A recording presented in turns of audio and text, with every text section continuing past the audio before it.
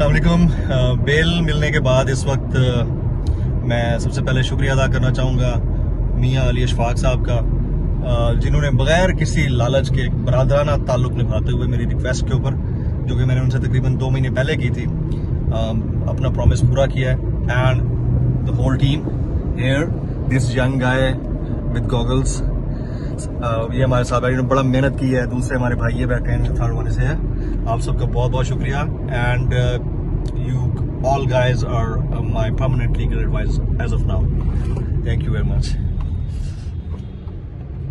ये बलूचिस्तान गवर्नमेंट का जो है रिलीफ, जिसमें राशन लेके आ रहे हैं, ये देखो ये फेंक रहे हैं, राशन फेंक रहे, वो सारे नीचे पट जाते हैं। ये देखो ये आवाम के साथ मजाक कर रहे हैं और ये सारे नीचे फेंक के ये पट जाते हैं। ये देख रहे हो आप, ये देखो ये आवाम के साथ मजाक कर रहे हैं। आप देखो ये पट गए, देखो ये तो रिलीफ नहीं है, ये तो आवाम को ऐसे बेवकूफ बनाने की चक्कर कर रहे हैं।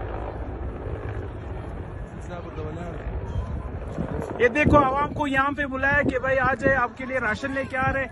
अभी एली का जो है यहाँ पे ग्राउंड भी बना हुआ है, सब कुछ है कि वो जो है ग्राउंड कर सकते हैं, लैंड कर सकते हैं, लेकिन वो जो है ऊपर से जो है राशन फेंक रहे, जो सारे नीचे पट